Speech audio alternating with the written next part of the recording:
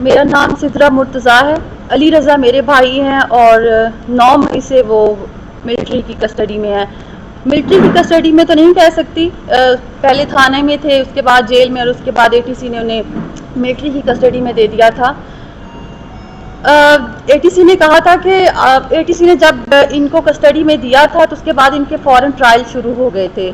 जिस तरह एक जज साहिबान ने कहा कि आप ट्रायल कर दें लेकिन आप जजमेंट नहीं पास कर सकते। अभी जो इन्होंने 20 लोगों को छोड़ा है उसमें इन्होंने जजमेंट भी पास किया है कि इनको 1-1 साल की सज़ा हुई है, मतलब उनकी जजमेंट आ चुकी है कि इनको 1-1 साल, मतलब उन्होंने सज़ा भी सुनाई है। हमारा सुप्रीम कोर्ट का काम था।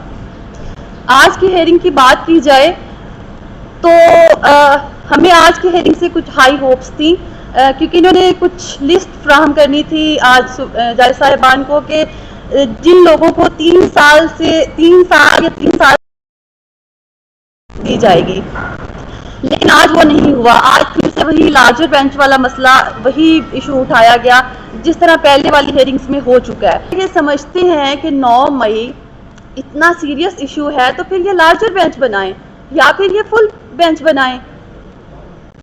जितना इनके पास डाटा है वो सारा फ्राहम करें। इनके पास सीसीटीवी फुटेज है जिसकी बिना पे इन्होंने सजाएं दी हैं, जिसकी बिना पे ट्रायल हुए हैं, तो ये सारा डाटा फ्राहम करें।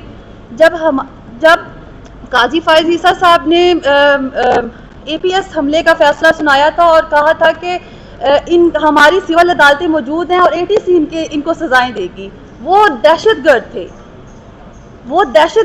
उनके फैसले अगर एटीसी कर सकती है तो सिविलियंस के फैसले फिर मिलिट्री ट्रायल में कैसे हो सकते हैं? उनका सीधा केस तो फिर एटीसी में होना चाहिए। और चलो इन्होंने मिलिट्री ट्रायल कर लिए हैं, इन्होंने सजाएं सुना दी हैं, लेकिन हमें तो इतना भी नहीं पता कि हमने आगे अपील में कहाँ पे जाना है। आया कि इनके जजेस के पास जाना है और क्या हमारी अपील ये लगाएंगे? 6-6 माह हमारी अपील ही ना लगे तो फिर हम साल जलील होंगे। इन्होंने 105 लोग पकड़ लिए थे, मिलिट्री ने अपनी कस्टडी में रख लिए।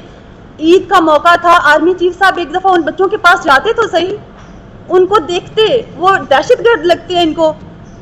कोई उन्हें पीएचडी होल्डर है, कोई एमफिल स्कॉलर है, कोई डॉक्टर है, कोई सीए का स्टूडेंट है, कोई अपना कारोबार करके, दिहाड़ी करके, अपनी मेहनत मजदूरी करके अकेला बंदा अपने घर का रोजगार चला रहा है, वो दहशतगर्द लगते हैं। ये माएँ बहनें बैठी हुई, ये दहशतगर्दों की माएँ बहनें हैं।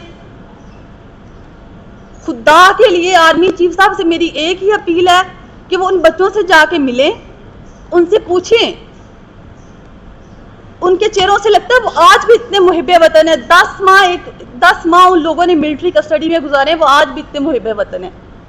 आज भी उनके जुबान पे कोई शिकवा नहीं है।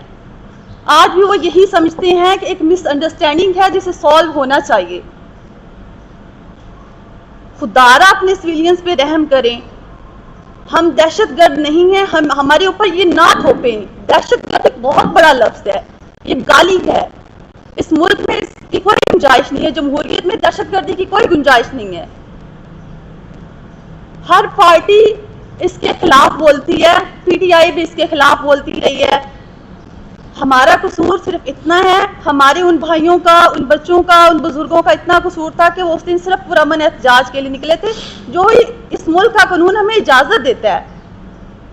अगर उनसे कोई गलती हुई है, वो उस काफिले का हिस्सा बने हैं, उस हजूम का हिस्सा बने हैं जो तोड़ फोड़ में मुलव्वस था, और वो जज्बात में आके उसमें कोई गलती हो गई है तो उसकी इतनी बड़ी सजा तो नहीं बनती। 1 साल बहुत टाइम होता है। उन्होंने मारे भी खा लिए, उन्होंने सब कुछ बर्दाश्त कर लिया है। जितना आपने ट्रायल करना था, जितनी इन्वेस्टिगेशन करनी थी, फैमिलीज तक इन्वेस्टिगेशन आप लोगों ने की है, आपको सब कुछ पता है। हम दहशतगर्द हैं या सिविल पर्सन्स हैं? हम सिविलाइज्ड लोग हैं। हम हर बार जितनी भी हेयरिंग्स हो चुकी हैं, फैमिलीज आती हैं, यहाँ से उम्मीद लेके आती हैं, ये मेरी माएँ बहनें बैठी हुई हैं, ये मरीज बन चुके हैं, हमारे भाई अंदर हैं, वो हमें हौसला देते हैं। उन्होंने कभी हमें आर्मी के खिलाफ नहीं भड़काया, कभी किसी पार्टी के खिलाफ नहीं भड़काया कि आप बाहर जाके ये बयान दो, लेकिन अब हमारी हिम्मत जवाब दे चुकी है। मैं अकेली यहाँ पे 10 माह से अपने भाई के लिए जंग लड़ रही हूँ। इस कौम की बेटी हूँ, मेरा ये गुनाह है? وہ میری مائیں بہنیں، ہمارے گھر میں کتنے کتنے لوگ وفات پا چکے ہیں ہمارے گھروں میں. ہمارے ادھر ایک بزرگ ہیں، ان کے اسی صدمے میں ان کے ایک بیٹے کی نیچرل ڈیتھ ہو چکی ہے ہارٹ اٹیک سے. ایک بیٹا ملٹری کسٹڈی میں اور ایک بیٹے کی ڈیتھ ہو چکی ہے ہارٹ اٹیک سے. آپ اس انکل کی آپ دیکھیں، وہ داؤد خان ہے، آپ انہیں دیکھیں تو صحیح، صرف 2 منٹ کے لیے ان کو دیکھیں، ان کا وجود سارا کانپ رہا ہوتا ہے، کسی کو کوئی رحم نہیں آتا.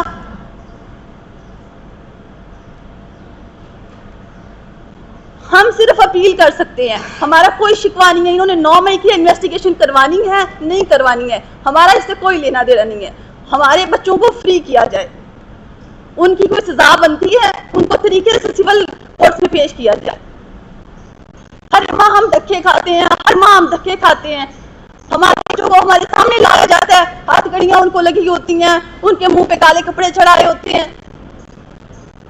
کیا دیکھتے ہیں، ہمارا خون چل جاتا ہے اس ٹائم. میری پھر بھی اپیل ہے، میرا کوئی شکوہ نہیں ہے، کوئی کچھ بھی نہیں ہے، نہ ہمارے شکووں پہ کسی نے کبھی غور کیا ہے. میری اپیل ہی ہے چیف جسٹس صاحب سے بھی، آرمی چیف صاحب سے، ان سب سے، میڈیا والوں سے بھی، کہ کائنڈلی اس کو اٹھائیں. اتنا لائٹ ایشو نہیں ہے. 9 مئی یہ سنتے سنتے ہمیں 10 ماہ ہو گئے. اتنا ہی سیریس ایشو ہے جس کے لیے لارجر بینچ آپ لوگ کیوں نہیں بناتے ہیں؟ فل بینچ بنائیں نا، اس کی باقاعدہ تحقیق کروائیں. جو آپ کے پاس ڈیٹا ہے دیں. کسی کو پھانسی کی بھی سزا ملتی ہے تو دیں آپ انہیں، وہ حقائق تو سامنے لے کے آئیں کم از کم.